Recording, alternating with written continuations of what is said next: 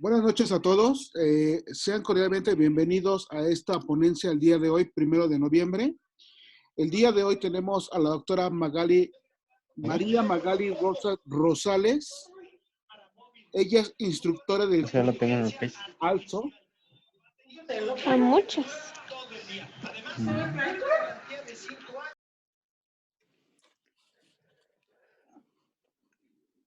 Les voy a pedir que por favor pongan en silencio todos sus micrófonos, por favor. Todos silencien sus micrófonos. En unos minutos más la doctora va a comenzar ya con su ponencia. Les voy a agradecer que todos apaguen sus micrófonos.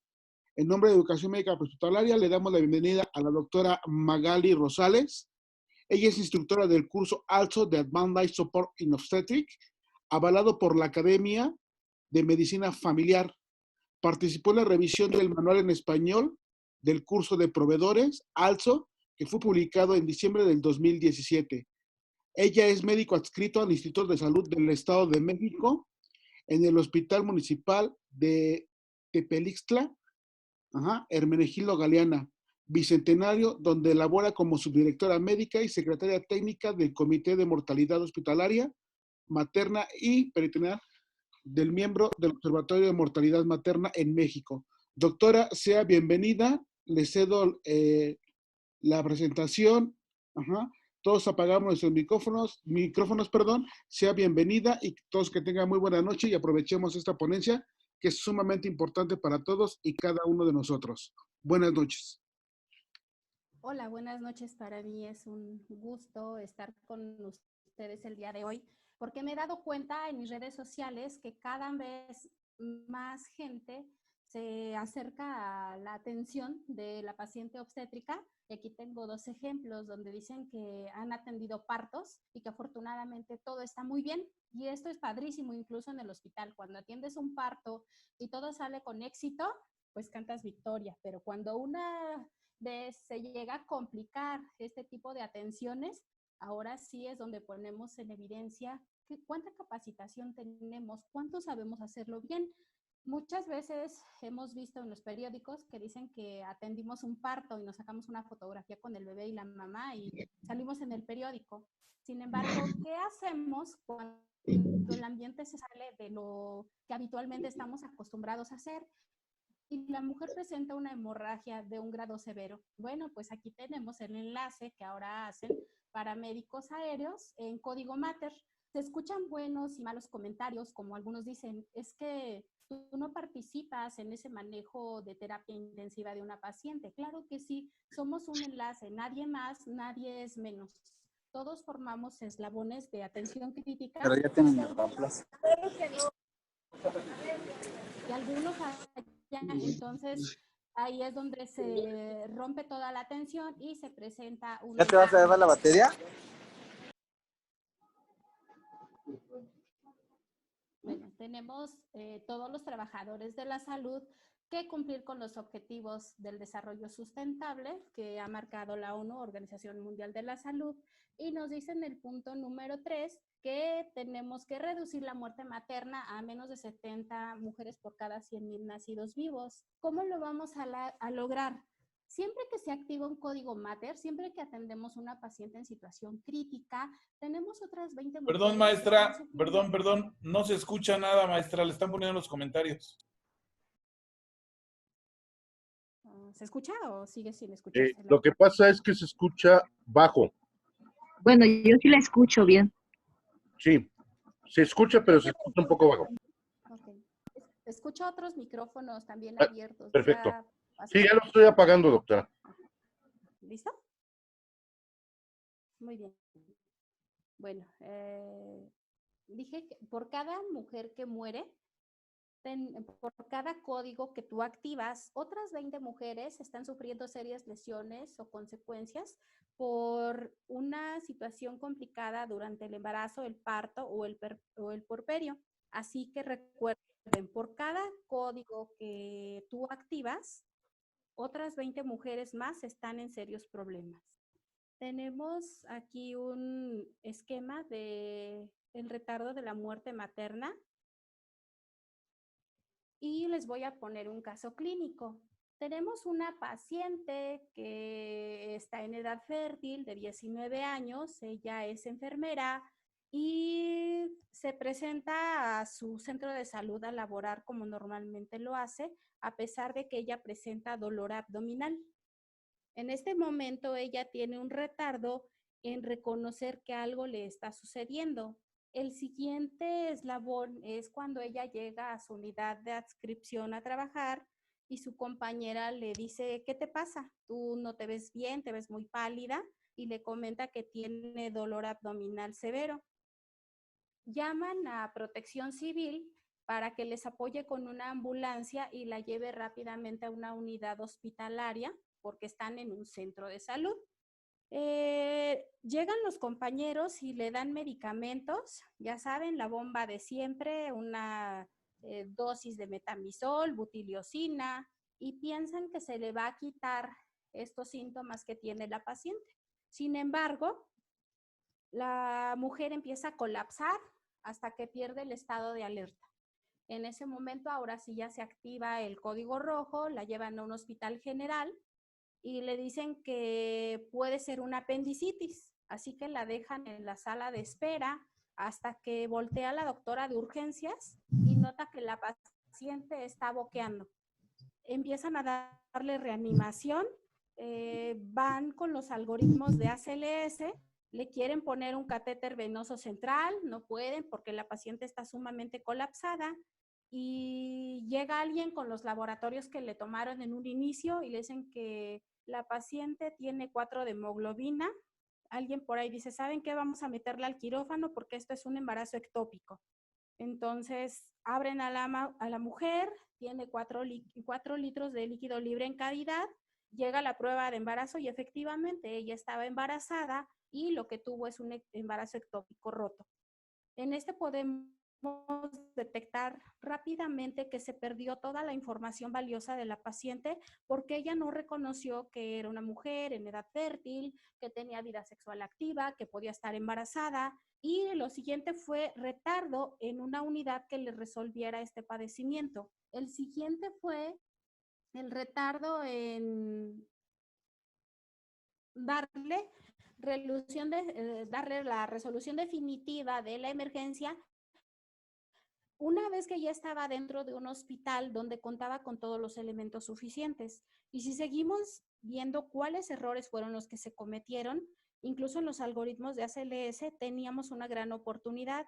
La paciente, cuando empezamos a interrogar, ella tenía actividad eléctrica sin pulso y de este lado nos fuimos a quererle poner un catéter venoso central que no era lo mejor en ese momento y que teníamos que iniciar con compresiones, que era así de sencillo, si lo vemos con la cabeza fría, pero en ese momento hubo retardo por todos lados, actitud inadecuada, y entonces estamos contando un caso más de muerte materna, que era prevenible. Todos los hospitales en México tienen la política que se llama cero rechazo. ¿Esto qué quiere decir? Que tengo que garantizar atención médica a toda aquella mujer en embarazo, parto y puerperio. ¿Esto dónde lo dice?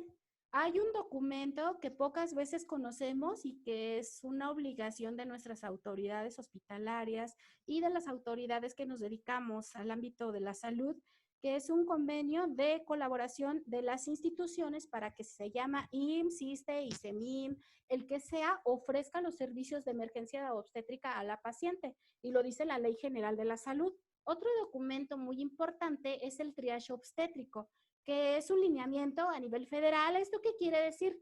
Que aplica de norte a sur, de este a oeste, y nos da las pautas de cómo tengo que atender las emergencias obstétricas. ¿Cómo inicio esta atención? Con el triage obstétrico. El triage, como conocemos, es un protocolo de primer contacto donde voy a atender a la mujer en embarazo, parto o puerperio y tengo que hacer una clasificación precisa de las acciones que yo voy a llevar a cabo. ¿Para qué me sirve? Primero, para mejorar la respuesta de atención, para que yo establezca la prioridad de cada uno de los actos que voy a llevar a cabo, establecer criterios que todos debemos conocer, a esto se le llaman mapas mentales, contribuye a agilizar la atención de la paciente, reduce tiempos de espera, me comunico con los familiares de los pacientes, optimizo recursos y reduzco los ingresos innecesarios. ¿Cómo es esta clasificación? Nosotros en México tenemos 3 colores para activar esta emergencia. El código rojo es de manera inmediata. Minuto 0, inicio toda la atención. Minuto número 15 a más tardar, en el código amarillo, llego con la paciente, la presento al médico ya vestida, con su bata, lista para una exploración completa y va a tener esa atención de médico de urgencias o bien de un ginecobstetra. Código verde, esto es cuando llega una paciente sin una urgencia calificada o urgencia sentida, debe recibir atención en un periodo no mayor a 30 minutos. Para hacer un triage es muy sencillo. Lo que tengo que hacer es observar a la paciente, interrogarla y medir aquellos datos que yo voy a encontrar en esta mujer. Entonces tenemos la clasificación código rojo igual a código Mater. Código amarillo es una situación de urgencia donde la paciente puede ponerse cada vez peor si no la atiendo de manera rápida, pero me da tiempo de llevar a cabo algunas acciones. Y el código verde es aquella urgencia que no es calificada, pero que sí debo atender a la paciente. Así que, ojo, pónganse las pilas todos aquellos que se dedican a la atención prehospitalaria, porque muchas ocasiones llega la paciente con un código verde y no la quieren atender, pero recuerden también que no es un taxi, una ambulancia, por eso es que tengo que hacer una buena clasificación para que esto funcione. ¿Me escuchan? Sí, Sí, doctora. doctora, fuerte y claro. Sí, doctora, fuerte y claro. Sí, doctora. Sí, disculpe, la gente que dice que no escucha bien, nada más hay que subirle el volumen a sus aparatos y con eso perfectamente. Se escucha muy bien. Perfecto. Sí, se escucha De todas muy maneras, bien, se doctor. escucha muy bajo. Muchas gracias. Vamos a continuar. Tratan de ponerse audífonos, con eso mejora al 100%. Bueno, como dije al inicio, el código rojo, vamos a hacer primero una observación de la paciente. No necesitas checar en ese momento todos los signos vitales si tú ves a una paciente que llega con datos visibles de hemorragia, si la mujer va convulsionando o en ese momento ya está boqueando, tiene cianosis. En el interrogatorio, ¿qué tienes que preguntar? Antecedentes de convulsiones, pérdida del estado de alerta, si la paciente ve bien o no ve bien, si la mujer tiene dolor epigástrico, si la mujer presenta acúfenos, fosfenos. Y en los signos vitales, ¿qué voy a checar? Presión arterial, el índice de choque, frecuencia cardíaca, temperatura y frecuencia respiratoria. Para esto tengo que tener, acuérdense, baumanómetro, estetoscopio, termómetro y en estos momentos un oxímetro para checar la saturación de la paciente. Dije que tenemos entonces minuto 0 cuando es un código rojo y se activa el código Mater. En el código amarillo es aquella mujer que llega con palidez, puede ser ansiosa, tiene una condición clínica que me llama la atención, algo no está bien en esa paciente. Al interrogatorio ella puede referir que tiene hipomotilidad fetal, que hay sangrado transvaginal que no es severo, que tiene cefalea, que hay fiebre no cuantificada, pero esa cefalea no es tan severa, ella la presenta de manera intermitente, puede ser pulsátil, y en los signos vitales voy a checar que sí está alterada la presión arterial, está alterada la frecuencia cardíaca, que el índice de choque empieza a tener variación y que hay problemas con la temperatura. Tengo hasta 15 minutos para retirarle la ropa a la paciente, ponerle una bata y presentarle el caso médico al médico, valga la redundancia, que en este momento está encargado de la atención de la paciente, que puede ser el médico de urgencias o bien el médico especialista en ginecobstetricia. El código verde es una situación donde la paciente puede tener contracciones uterinas, puede tener una infección urinaria o puede tener tos. A lo mejor es algo que nosotros vemos como sencillo, pero no se vale que tú llegues con la paciente y que el doctor esté viendo el celular, que esté platicando con la enfermería, que nadie la cheque. No, no se vale. Se tiene que hacer la clasificación de la paciente y si hubiera trabajo u otras urgencias que atender, entonces el médico se aboca a sacar lo que amerite mayor urgencia y a la paciente la va a pasar en un periodo, lo ideal es no mayor de 30 minutos. Sin embargo, si se pasara porque hay mucho trabajo, entonces puede ser tal vez un poquito más, pero depende de las condiciones de la unidad médica. Ahora bien, tenemos un algoritmo de atención. Llega la paciente, que puede ser por sus medios o en ambulancia, se solicita la atención. Si es un código Mater, código rojo, en ese momento la paciente llega directamente a sala de choque. Si no se trata de un código rojo, entonces la paciente va a pasar a la valoración médica, a un consultorio, y si es código verde, puede esperar en la sala. El código Mater, entonces, es una reacción inmediata que se lleva a cabo mediante un equipo multidisciplinario llamado ERIO y que está encaminado a la atención obstétrica de la mujer que está en estado crítico y que también el producto de la concepción se encuentra en peligro de muerte.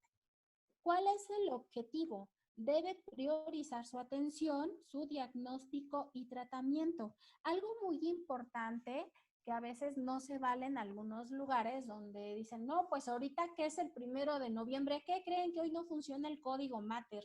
¿Qué creen que mañana que es 2, menos funciona? Entonces, ¿qué tengo que hacer? Pues garantizar que esto funcione en todos los turnos, todos los días del año y en todas las áreas. Así es que para eso tenemos que aprender que el código Mater muchas ocasiones se lleva a cabo de manera no precisa, no es específico, no se ha sistematizado y lo único que hacemos es batear al paciente. Llega una mujer convulsionando y lo primero que piden es traslado. No, vamos a hacer primero una identificación de los signos de alarma, datos de choque, datos de preeclampsia, datos de eclampsia, datos de coma, datos de sepsis y lo siguiente que debo hacer es el B en esta atención del ABC, continuar con el manejo según lo que está escrito en las guías clínicas nacionales o internacionales, lineamientos y políticas establecidas para el manejo de las principales emergencias obstétricas. Hasta el día de hoy, las principales siguen siendo preeclampsia, con sus estados de mayor gravedad que son eclampsia y síndrome de HELP, hemorragia obstétrica y sepsis. Lo siguiente que debo hacer una vez que la paciente ha recibido un manejo y está estable, ahora sí trasladarla. Tenemos que hacer un traslado de manera segura, donde no solamente la paciente se ve con el paramédico que la atendió.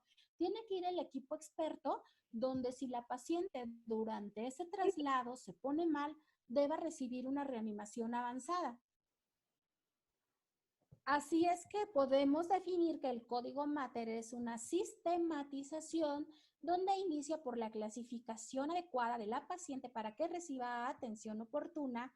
Posteriormente se hace la activación mediante la voz, código Mater, o bien hay muchas unidades médicas que ya tienen una chicharra que se activa y todo el mundo sabe que esa es para el código Mater, o bien la tocan 5 o 3 veces, así como se haya descrito en el manual de procedimientos, para que acuda un equipo experto ante el llamado de esa emergencia obstétrica.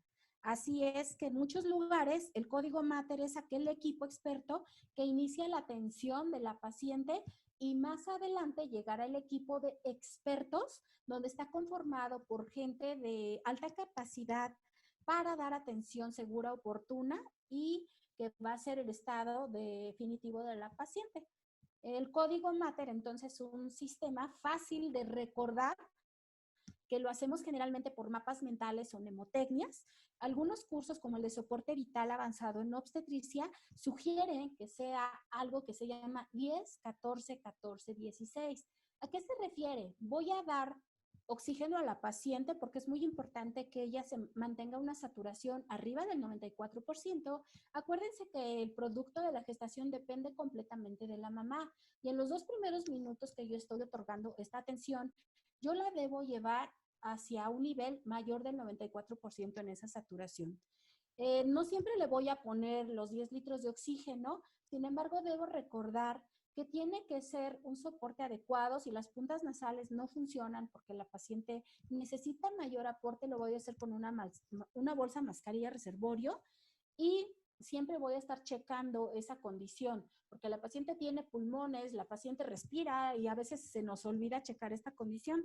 Lo siguiente es colocar 2 catéteres de grueso calibre, que pueden ser 14 o 16, arriba del diafragma, en esta línea, en vasos periféricos que sean gruesos, ya que si yo necesito pasar líquidos, si necesito pasar hemocomponentes, si necesito pasar fármacos o tomar muestras, esto es lo ideal. Lo siguiente es instalar una sonda vesical para estar monitorizando esa reanimación hídrica que estoy llevando a cabo. Sin embargo, si no siempre tengo en un ámbito prehospitalario la oportunidad de hacerlo, pues tal vez es un paso que podría faltar porque no es vital, pero acuérdense, para que yo tenga ese mapa mental compartido con mis compañeros se llama 10, 14, 14, 16. ¿Quién debe activar el código Mater? Cualquier elemento que está frente a la condición de emergencia de la paciente. Así que puede ser el paramédico, la enfermera, el médico de primer contacto, incluso hasta la señora de intendencia, si en ese momento ve que llegó una mujer embarazada y colapsa.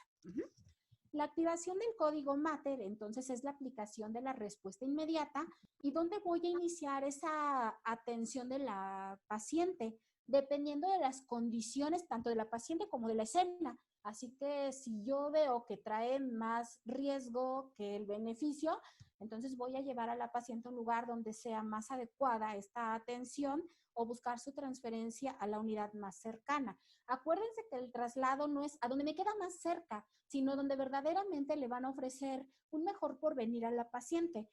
Aquí tenemos un caso clínico de una activación de un código Mater de una mujer de 13 años que experimentó un nacimiento fortuito en la calle y ella empieza a convulsionar. El paramédico que llega de primer contacto no llevaba todo el equipo, va en motocicleta, de hecho es el primer contacto que llega a la evaluación, pero él se percata que se trata de un código Mater porque es una mujer que está dando a luz o que ya dio a luz, está en el puerperio inmediato, y entonces llegan una unidad, una ambulancia, pero ella a su vez ya hizo la activación con el equipo de rescate aéreo para optimizar los tiempos de respuesta. Si esta mujer está en peligro de muerte por una eclampsia, entonces hay que llevarla a una unidad de mayor resolución. En la ciudad es muy complicado por el tráfico que se hace y esto de trasladarla por vía aérea optimiza bastante y en gran medida los tiempos. Así es de que si yo por ambulancia me llevo una paciente que me voy a tardar más de 1 hora, puedo hacer ese contacto con el traslado aéreo. ¿Y cómo se me abren estas puertas? Activando un código Mater y explicando cuál es la situación de emergencia. El equipo de respuesta inmediata obstétrica entonces está formado por diferentes expertos de la salud, de diferentes especialidades que van a llegar ante esa respuesta de la activación del código Mater cuando ya está una paciente con una adenoclisis, que está una paciente ya con oxígeno, que está una paciente ya lista para una atención más avanzada. ¿Quiénes son los integrantes? Un director médico, subdirector, jefe de enfermeras. En realidad aquí el líder va a ser el especialista en terapia crítica, acompañado de un ginecobstetra, que este ginecobstetra es quien va a decidir la atención materna y perinatal, especialista en cuidados intensivos, especialista en cirugía, el camillero. Aquí nadie es más, nadie es menos, todos somos un equipo en pro de la atención de la paciente. ¿Qué debo de hacer entonces con todo lo que hemos platicado? Acuérdense, lo primero es identificar la patología de la mujer, que puede tratarse de preeclampsia, que puede tratarse de hemorragia o sepsis. El siguiente paso es tratar la patología de la paciente mediante los protocolos nacionales, internacionales, lineamientos y políticas para este tipo de atención. Una vez que la paciente esté estabilizada, ahora sí lo que debo hacer es trasladarla. Una vez que se ha llevado toda la atención a cabo, lo que tiene que hacer es retroalimentación. Acuérdense, aquí debo ser duro siempre con el problema, no con la persona. porque en muchas ocasiones nosotros tendemos a regañar a los compañeros de un equipo en lugar de que nosotros tratemos y seamos fuertes con el problema. Si hay una persona que tiene pocas habilidades para canalizar, o la enseño a canalizar o bien lo cambio por una persona que tenga mayor habilidad. Y todo esto es parte de este equipo del código Mater y equipo de respuesta inmediata. Así que cuando ingresa una paciente, que puede ser por sus medios o por el personal de ambulancia, debe ser rápidamente clasificada. Cuando ya se detectó que se trata de una emergencia obstétrica, se activa el código Mater, se lleva a cabo el tratamiento y en cuarto lugar está el traslado. El traslado puede ser no necesariamente a otra unidad, el traslado puede ser al quirófano, a una unidad de tococirugía, a la unidad de choque o cuidados intensivos obstétricos. La retroalimentación entonces es para capacitar de manera continua al equipo para hacer una evaluación crítica de los resultados y hacer este análisis de acuerdo a la evidencia científica. ¿Cuáles son estos protocolos de atención que tenemos? Si nosotros buscamos en estos momentos en Internet, vamos a encontrar un catálogo maestro que se llama de las guías de la práctica clínica. La actualización que tenemos última es en el año 2018. Esto no podría ser tan a menudo porque se tiene que reunir toda la evidencia científica de alto nivel para poder sacar este documento que servir a nosotros para poder atender la emergencia de la paciente. En este caso de la hemorragia nos dice que activemos el equipo de respuesta inmediata, que se llevan a cabo ciertas acciones cuando una mujer ha tenido una pérdida mayor de 500 mililitros, que voy a empezar con maniobras y que también voy a llevar a cabo tratamiento farmacológico. Habla acerca de una hemorragia masiva, que esto se debe de controlar necesariamente en un ambiente hospitalario. Sin embargo, estamos aquí hablando del prehospital y tenemos que hacer todos los enlaces pertinentes. Así es que no debemos de perder de vista que entre más rápido actuemos es mejor para la paciente. Así que yo estoy en una unidad bastante alejada donde estoy detectando que una mujer tiene una hemorragia severa. ¿Qué puedo hacer? Rápidamente activo ese código Mater, me van a trasladar a una unidad de mayor resolución, pero a su vez también me pueden traer hemocomponentes que sean necesarios para iniciar la transfusión de la paciente. Tenemos el algoritmo de preeclampsia, que también se encuentra descrito en las guías de la práctica clínica, donde habla también necesariamente de que esa paciente debe ser bien clasificada, se activa el código de emergencias y se inicia toda la atención en tiempo y forma para tratar de disminuir en mayor medida el daño que pueda tener esta mujer.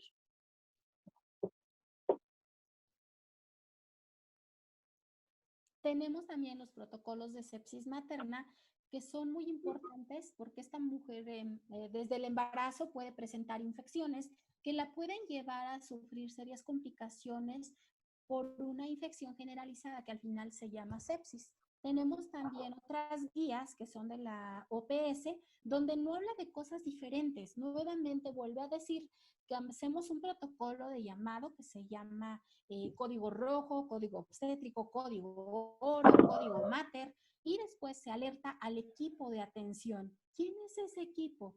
Banco de sangre, la sala de tococirugía, la unidad de cuidados intensivos, todo lo necesario para empezar este manejo avanzado de la paciente. Y nos dice que tenemos que tener roles de atención. ¿Qué hago? La persona que se ubica en vía aérea, entonces va a checar todo lo que corresponde a esta condición de la paciente, así como administrar oxígeno, vigilar el estado de la conciencia de la paciente y tomar tiempos de lo que está ocurriendo. La persona que está en brazos rápidamente va a canalizarla, checa pulsos, vamos a realizar la toma de muestras de laboratorio, tipar y cruzar a la paciente, medicamentos, y la persona que está a nivel del útero, pues tiene que checar también la condición fetal. Así tenemos que ver si hay contracciones uterinas, si está embarazada, saber la frecuencia cardíaca fetal del producto, vigilar si tiene trabajo de parto, si se han roto las membranas. Si es una mujer que ya tuvo a su producto, pues entonces ahora checar cuáles son esas condiciones del útero, si tiene atonia uterina, si tiene problemas en el canal de parto o qué es lo que está ocurriendo. Ninguno está alejado de todos. Buenas noches. nos habla acerca de cómo se hacen estos eslabones de atención mediante un equipo coordinado que es el que va a dar inicialmente la atención de la paciente. Voy a identificar, voy a atender o a tratar la patología y voy a rápidamente a trasladarla a la unidad más adecuada. Dice que el código Mater era una situación de terror, una situación complicada, donde todos corríamos y teníamos poca oportunidad de actuar porque chocábamos, todo el mundo quería canalizar a la paciente, nadie le hacía una compresión bimanual y entonces se nos salía de control completamente todo el escenario. Pero ¿cómo vimos que estaba funcionando? Hacer simulacros, hacer acciones mediante la simulación de casos clínicos, donde de manera coordinada, de manera ordenada y organizada, vamos a crear un ambiente de una emergencia obstétrica, pero sin perder el control, bajando el estrés, pensando que todo es una atención simulada, para que cuando llegue el momento de que tengas una paciente frente a ti, pues no te sientas tan distraído, para que no te sientas completamente preocupado y pierdas el sentido de lo que estás haciendo.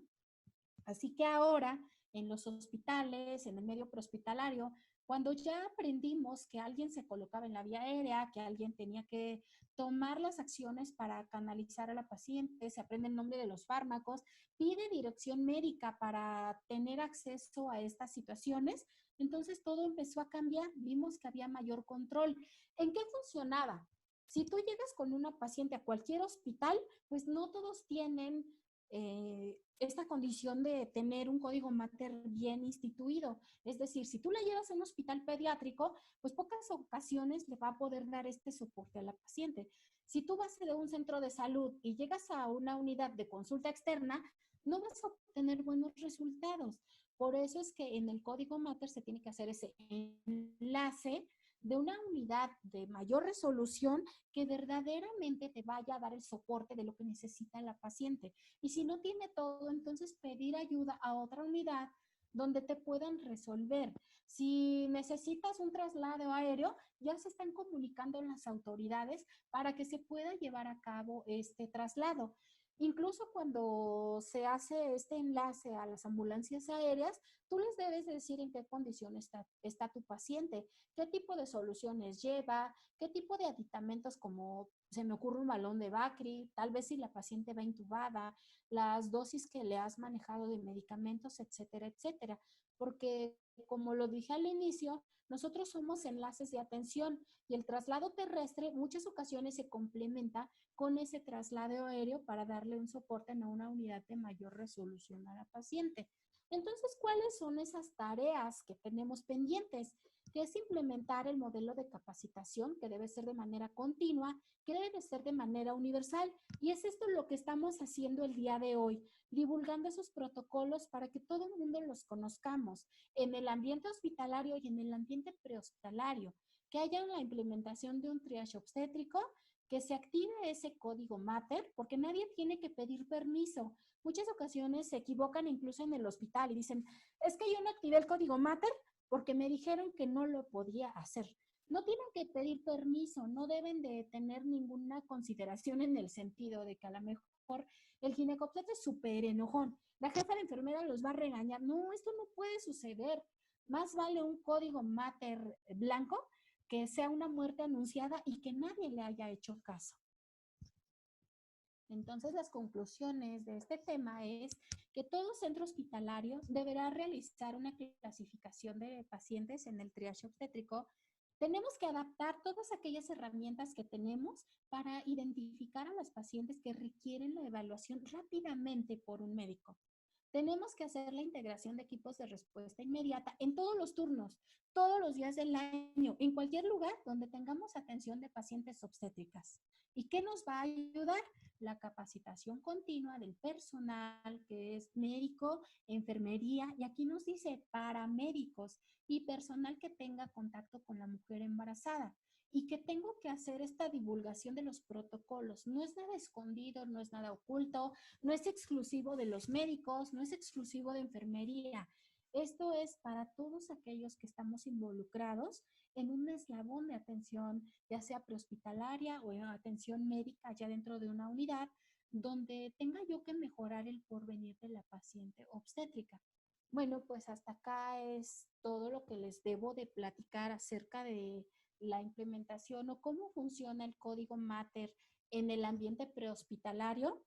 A lo mejor fue un poquito rápido, pero sí me gustaría que si hay gente que tiene dudas, las platicáramos para que no solamente fuera una charla, sino que podamos interactuar. Muchas gracias. Ok, doctora, muchas gracias. Muy buena presentación, muy buena ponencia. Excelente tema. Les voy a pedir amablemente que si alguien tiene alguna pregunta para la doctora, abra su micrófono. Les vamos abriendo paulatinamente para que no todos al mismo tiempo, por favor.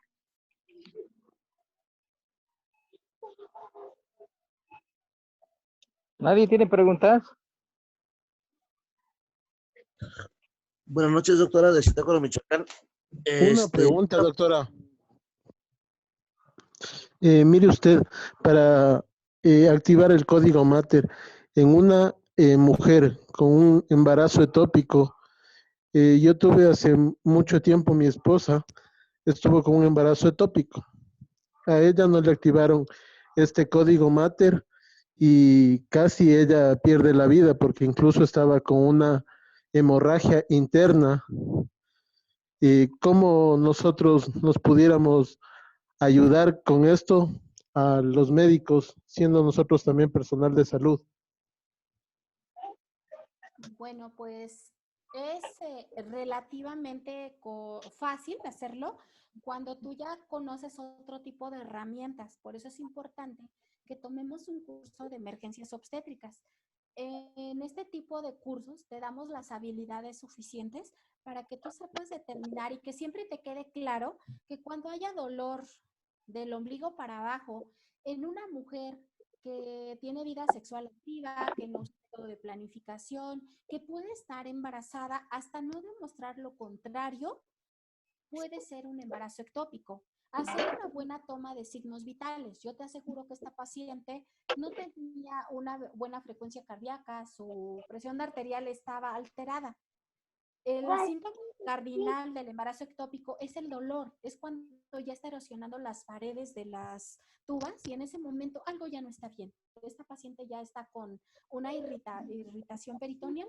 Entonces, voy a checar la frecuencia cardíaca entre la presión arterial sistólica. Si es mayor de 1, esta paciente ya tiene un gran colapso circulatorio. La tienes que atender rápidamente porque se va a chocar, se va a morir. Así es de que sí vale la pena mucho que conozcan los protocolos de atención, que tomen un curso de emergencias para la atención de las principales causas de muerte materna, ya que como tú comentas, el embarazo ectópico en México forma parte de la segunda causa de mortalidad por hemorragia, que como también bien lo dijiste, no necesariamente el sangrado tiene que ser a través de los genitales. Ese sangrado se puede quedar intraabdominal y es lo peor que puede suceder porque no te das cuenta de dónde la paciente tiene toda esta hemorragia. Así que es relativamente sencillo reconocerlo cuando hay dolor. La paciente tal vez conozca que puede estar embarazada. Hay datos de irritación peritoneal. El libro dice incluso que es muy exquisito ese dolor, aunque de exquisito no creo que tenga nada, sino que sea sumamente doloroso. Y checar ese índice de choque nuevamente. Acuérdate, frecuencia cardíaca entre presión arterial sistólica y lo marca el triage, que debe ser menor a 0.8. Si este empieza a incrementarse, entonces tenemos problemas. ¿De dónde está sangrando? ¿De dónde tiene algún problema la paciente? Evidentemente, o de manera visual, no corresponde, no lo puedo ver, pero algo está sucediendo. Para ver cuánto cuesta. Está mal. Entonces, eso es mi respuesta que puedo darte. Si tú, desde que llevas a la paciente o que tú fuiste el primer contacto, ya tienes esa noción que puede ser un embarazo ectópico, le vas a facilitar al médico porque él también va a pensar o te va a llevar esa misma noción de lo que tú estás diciendo. Gracias, Doc. De nada. Doctora, buenas noches de Zitácuaro, Michoacán. Una pregunta, doctora. ¿Ahí qué solución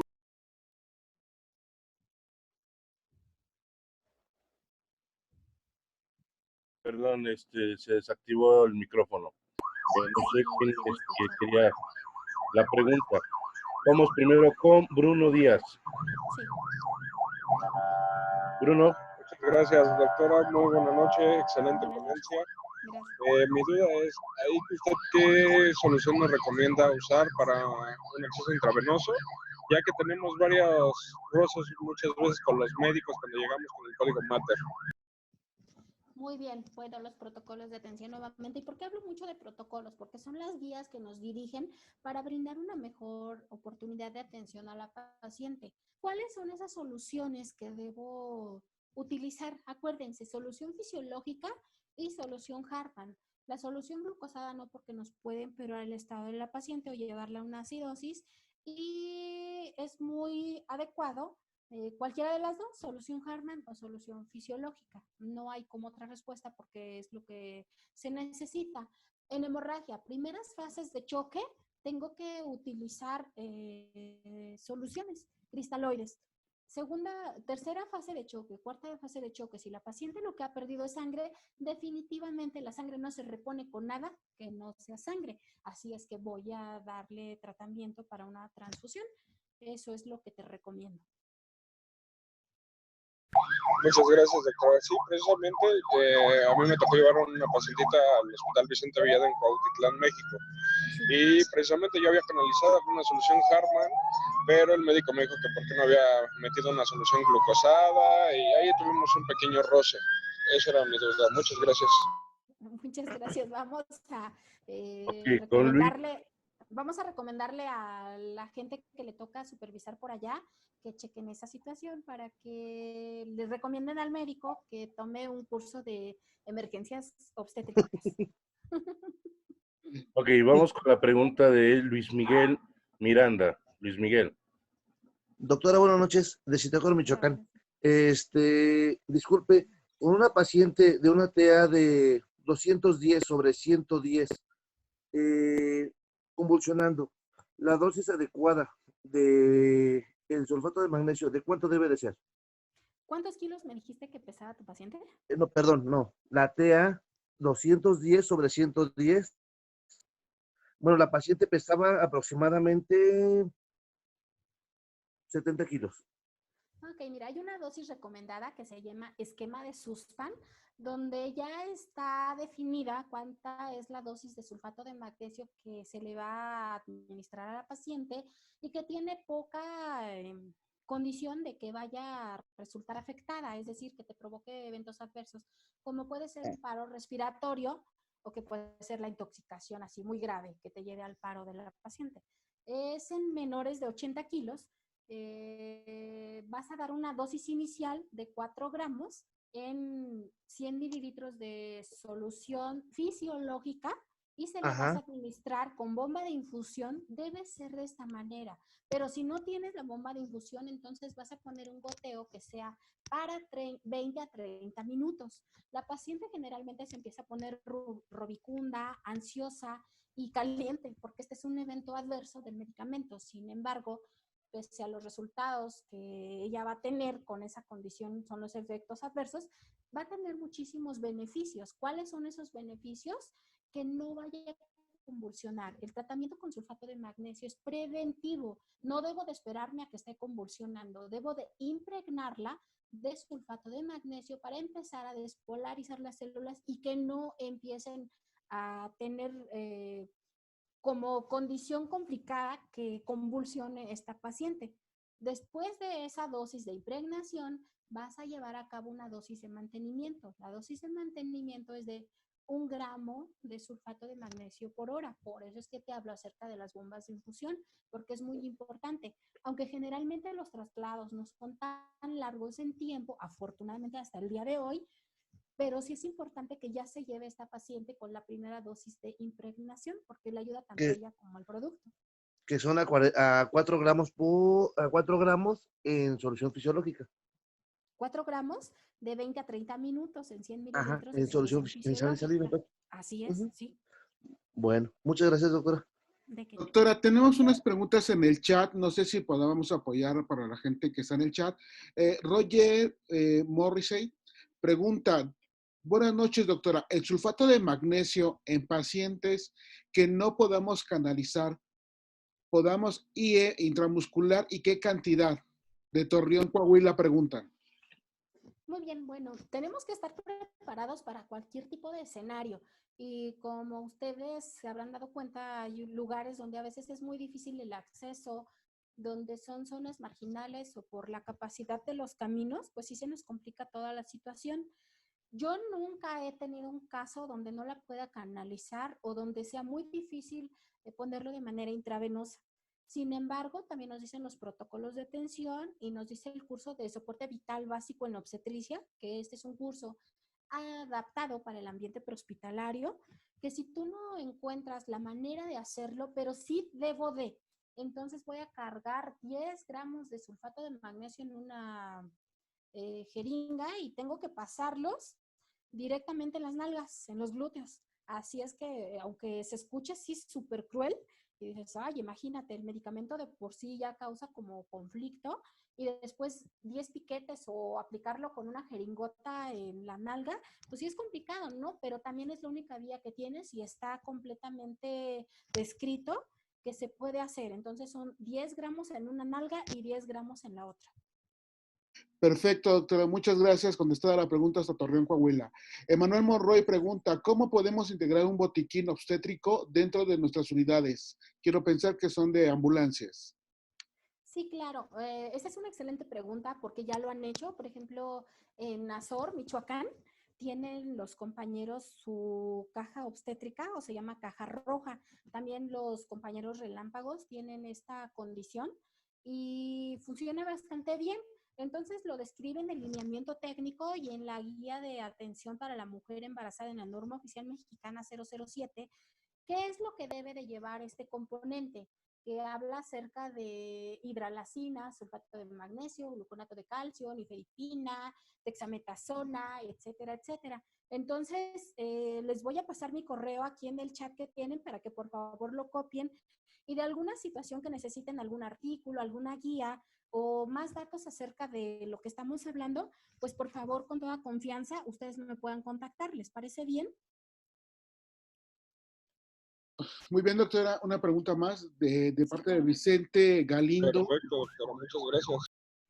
Vicente Galindo, doctora, dice que si el personal civil que reconozca los síntomas puede activar el código Mater desde el 911, la gente del 911 sabe cómo reconocer este tipo de situaciones. ¿Están preparados los C5, los C4 a nivel nacional, Ciudad de México?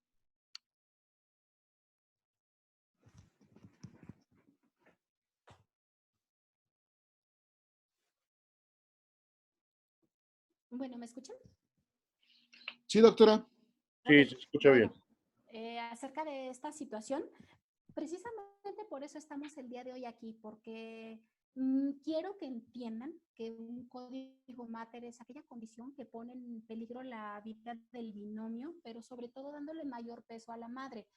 Si yo quiero tener un adecuado resultado en el producto o lo mejor posible, pues tengo que librar cualquier situación que tenga la madre. Así es que este código va encaminado a la condición de la madre. Muchas ocasiones nos equivocamos y también he visto con tristeza que publicamos o hacemos reactivación de un código Mater de, no sé, se me ocurre, hoy ya tenía un código Mater y fue un parto fortuito. Eso no es un código Mater.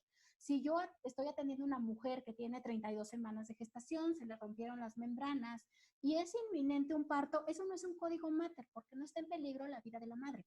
Pero que si es un código Mater, entonces ya dijimos que es preeclampsia, sus condiciones más críticas, que es síndrome de Hell y eclampsia, sepsis, hemorragia. Incluso en estos tiempos, algo muy grave que está sucediendo que también es para las mujeres que tienen COVID, que también tenemos que darle esa prioridad, esa atención de emergencia. Esas condiciones que ponen en riesgo la vida de la mujer serán catalogadas como un código rojo. Sin embargo, código Mater, preeclampsia, hemorragia, sepsis. En este momento hablo al sitio de emergencias solicitando que me den entrada a una unidad donde cuente con los suficientes elementos para poder resolver. Y como bien lo dice, sí ya se conoce por muchos lugares. Hablando código mater, ya saben que es una mujer que está en peligro de muerte y que me tienen que dar una recepción de manera más inmediata y oportuna.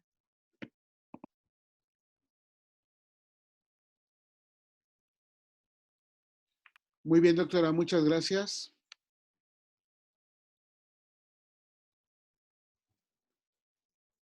No sé si Esaú Limón López tiene una pregunta, tiene la mano levantada. Sí, es correcto. Muy buenas noches. Bueno, mi pregunta iría en dos vertientes.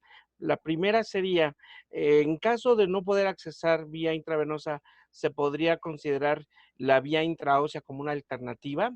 Esa sería la primera pregunta. Y con respecto a la otra pregunta sería, en un momento dado se consideraba la preeclampsia como el padecimiento que se daba durante el embarazo previo al parto y que la eclampsia se presentaba posterior al parto. Actualmente, ¿cuál sería realmente este concepto de preeclampsia, eclampsia? Si se sigue manejando así o puede considerarse en cualquier etapa del embarazo o en el puerperio. Gracias. Hola. Híjole. Perdón, doctora, creo que se canceló el sonido. Gracias, sí, ya está listo. ¿Ya se escucha? Perfecto, ya se escucha bien. Bueno, está desfasado ese concepto que nos mencionas. Lo que sí es correcto es que una mujer presenta preeclampsia durante el embarazo, el parto o el puerperio. Puede ser en cualquiera de esas 3 etapas. Después de la semana 20 de gestación, tenemos que discriminar de qué se trata. Si es una mujer que ella ya tenía como antecedente hipertensión arterial, que tiene muchísima facilidad de que se le complique con preeclampsia, entonces esa es una condición que tenemos que buscar. O que puede ser una hipertensión gestacional, antes conocida como inducida por el embarazo. O bien puede tratarse de preeclampsia sin criterios de severidad, pero cuando ya tenemos acúfenos, fosfenos, cefalea, etcétera, o factores bioquímicos que demuestren que se trata de una preeclampsia con criterios de severidad, se lleva a cabo el manejo. Si tenemos una paciente que está durante el parto y presenta elevación de la presión arterial, es una preeclampsia hasta no demostrar lo contrario. Y si la mujer sigue en los primeros 42 días posteriores a la atención del parto, sigue estando en peligro y se llama preeclampsia. Si tiene cefalea, acúfenos, fosfenos o cualquier dato bioquímico que demuestre que hay proteinuria, que hay aumento de la creatinina, que hay aumento de las transaminasas, en ese momento se cataloga como una preeclampsia con criterios de severidad. Y me preguntabas otra situación acerca del acceso intraóseo. Actualizaciones de AJA sí nos dice, nos marca que tú, desde antes también te dice que tú puedes utilizar un acceso intraóseo. Sin embargo, si tú tienes la oportunidad de casar a esta paciente o de tenerla frente a ti cuando inicia la condición crítica y tú tienes todavía acceso a los vasos periféricos, es mejor. Lo único que sí no recomiendo de ninguna manera es que en un ambiente no adecuado tratemos de instalar un catéter venoso central. Nunca va a funcionar y no es el mejor momento. Podemos provocar más daño que la atención en beneficio a la paciente. Doctora, una pregunta. Sí. Había comentado que tenía que meterse 10 gramos de sulfato de magnesio en los glúteos, las nalgas. ¿Es 10 gramos en cada nalga o es 10 gramos en las dos, repartido en las dos glúteos? Porque esa es la pregunta que pusieron.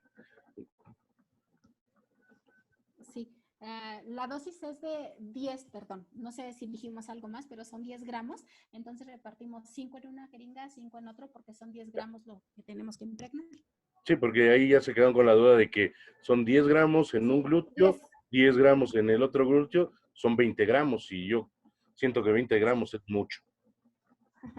10 gramos. De hecho, la dosis para llevarla a una intoxicación de la paciente sería pues buscando a nivel plasmático y sí tendríamos que llevar arriba de 10 miligramos por decilitro.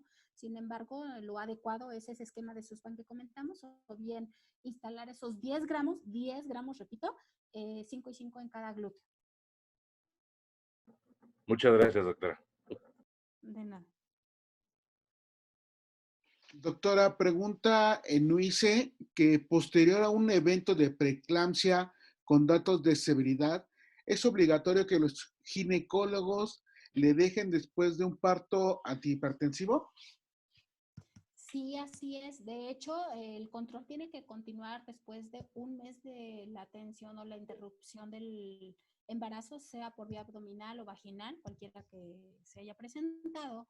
Y tiene que llevar un seguimiento por el médico internista, porque como consecuencias, pues esta mujer puede quedar hipertensa o con una cardiopatía. Muy bien, doctora. ¿Alguien más que quiera preguntar que levante la mano, por favor?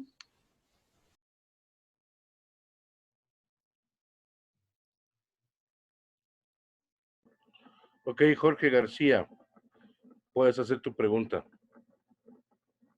Muy buenas tardes, gracias por tan buena plática. En tiempos de COVID, ¿en qué cambia el código Mater? No es que cambie el código Mater, es más bien reconocer la emergencia de la paciente. Si es una mujer que entra a atención de parto, cesárea, tienes que tener en consideración que no es nada sencillo el panorama que estás enfrentando. Si una mujer empieza a desaturar, empieza a tener taquicardia, empieza a tener dificultad para respirar, puede ser todo, incluso una tromboembolia pulmonar, puede ser, si la paciente va a parir o está pariendo, una embolia de líquido amniótico. Se los mencioné como una condición que el día de hoy no hay que soslayar, que hay que tener muy en serio, que hay que cuidar mucho las embarazadas, que hay que pensar que puede ser COVID, porque es la primera causa de muerte materna. Cuando antes contábamos como que la hemorragia era la principal, la segunda era preeclampsia y otras más así, otras causas, pues. Pero el día de hoy, muy atentos con COVID, por favor, a eso me refiero.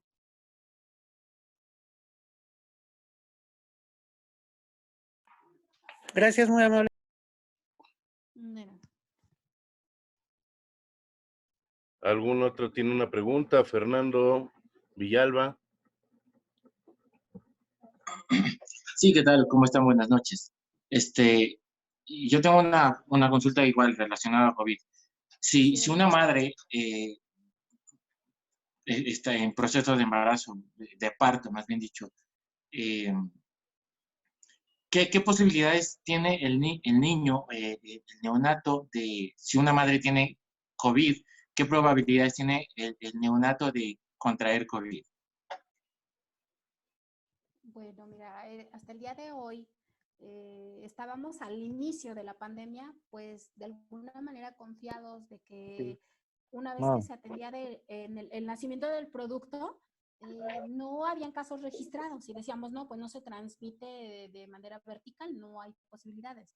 Sin embargo, el día de hoy, aunque la evidencia no es tan fuerte, no tenemos tantos casos, pero sí ya se cuentan donde el producto nació infectado, nació con dificultad respiratoria, y entonces lo que conviene es que se haga un tamizaje de las mujeres, todas las que entraran a atención de parto, de cesárea, y buscar precisamente si está infectada, si no está infectada. Lo ideal sería el muestreo, sin embargo no tenemos las posibilidades.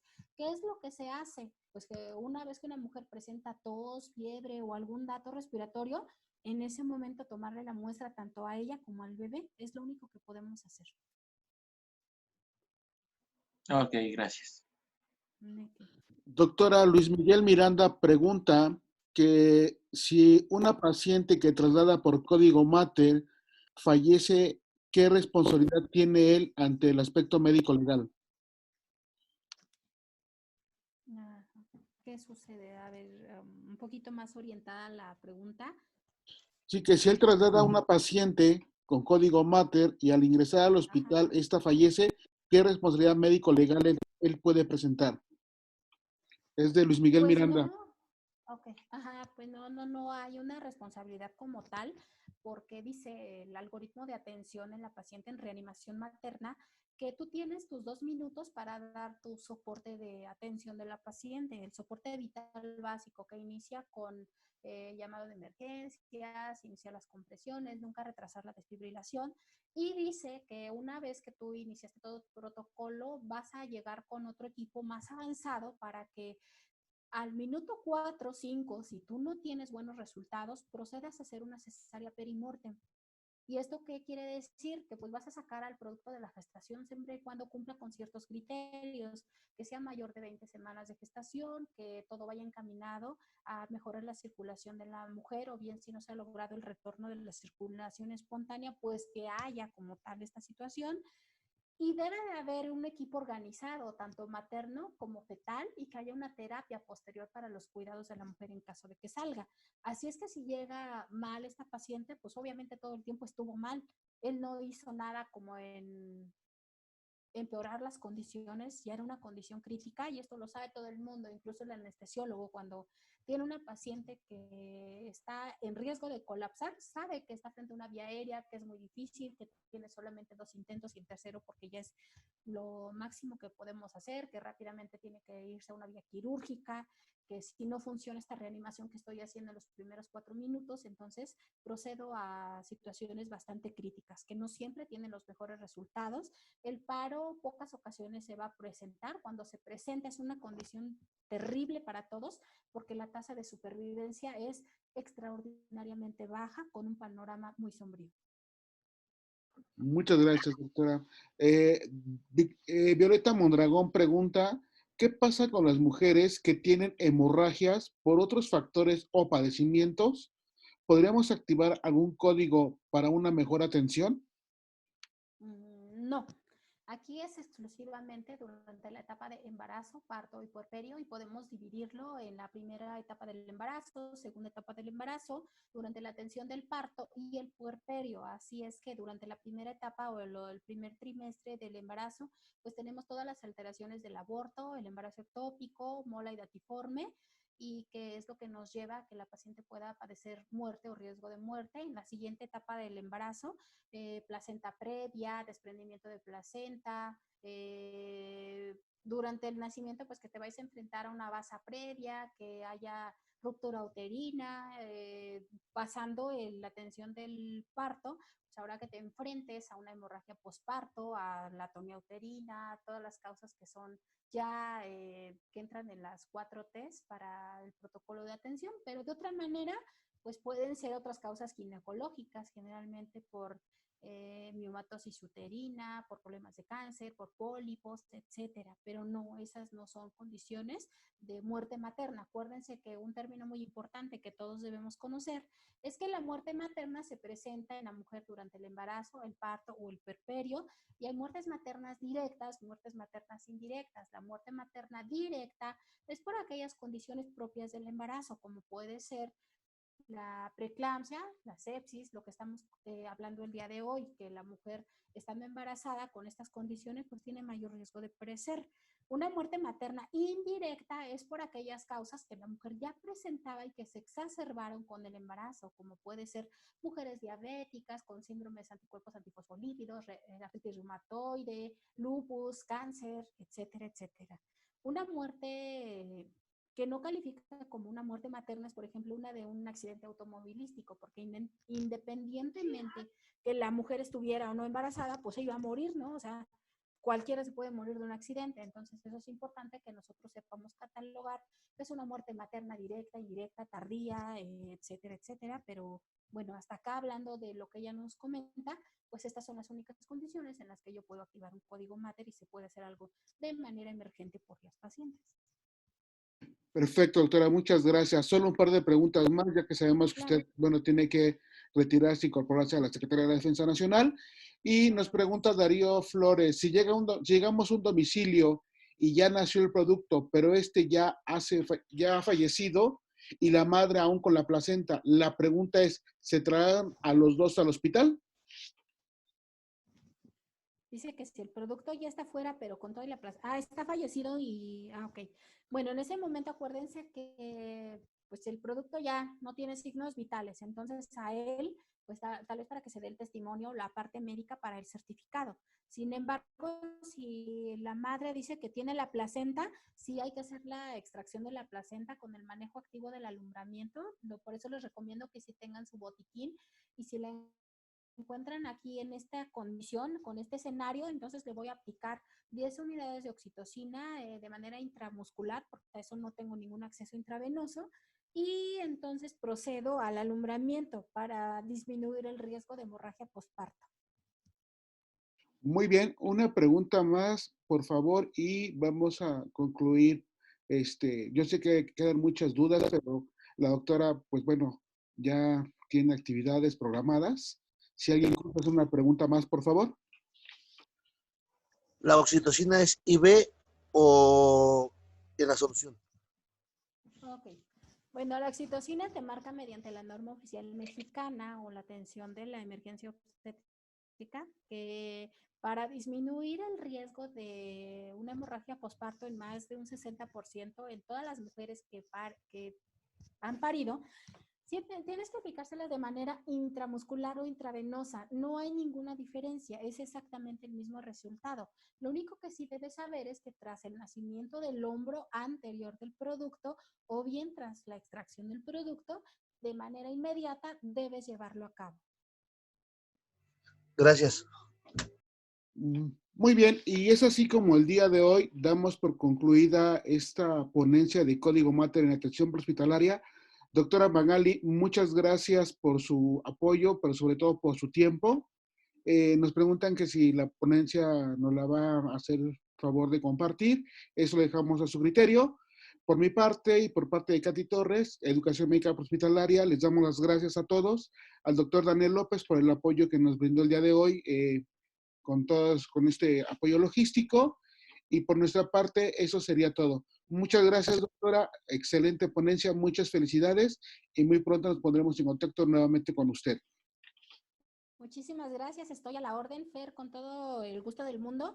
De aquellas personas que deseen mi contacto, pues me pueden buscar por medio de mi red social o las personas que tú consideres que pueden tener mi número de teléfono, con todo gusto. Ya saben que yo no me limito cuando hay alguien que tiene una paciente frente a él y hay algo en lo que podemos mejorar ese proceso de atención, ahí estaré, con todo gusto.